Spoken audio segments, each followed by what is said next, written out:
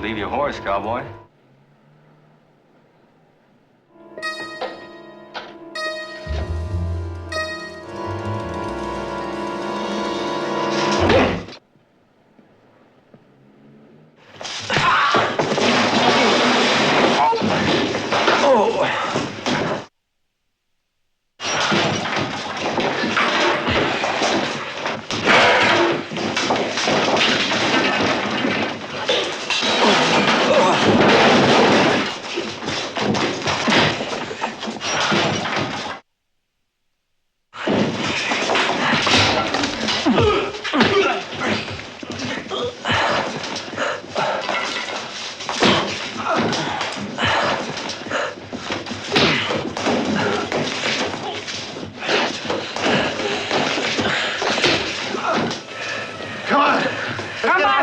Come on, let's get out of here.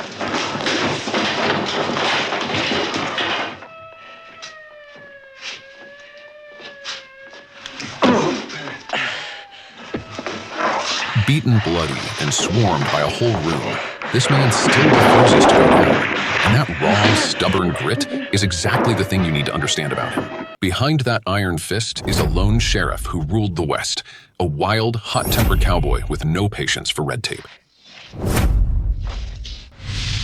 At the precinct, Coogan's blocked from the perp. The paperwork isn't done, and the man's hospitalized from an overdose, so the mission stalls and leaves him furious. Just as he's about to leave the station, he meets the second woman, parole officer Julie. Seeing her being harassed by a man, Coogan's sense of justice kicks in, and he steps in to help her out.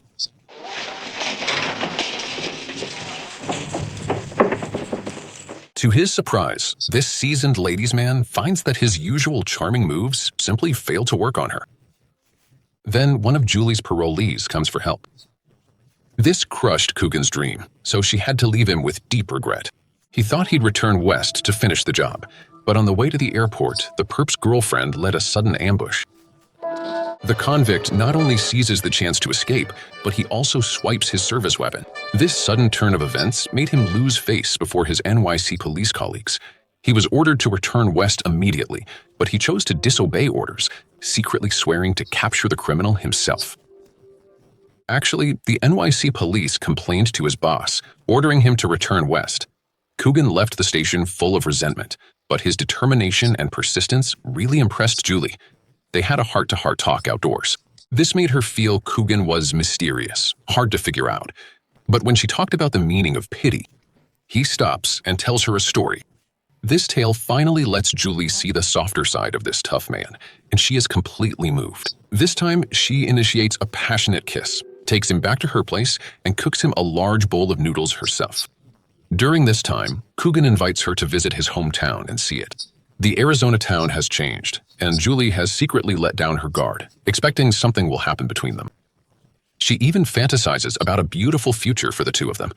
Unexpectedly, just as she is looking forward to the night ahead, she turns around and finds that Coogan has left without saying a word.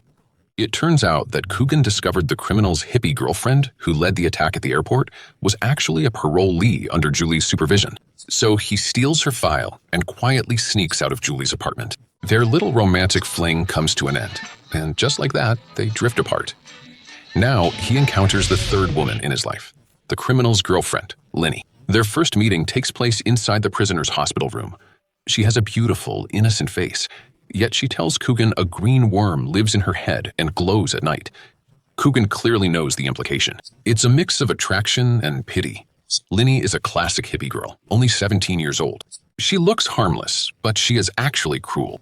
It was her clever plan that got Coogan knocked out and helped the prisoner to escape.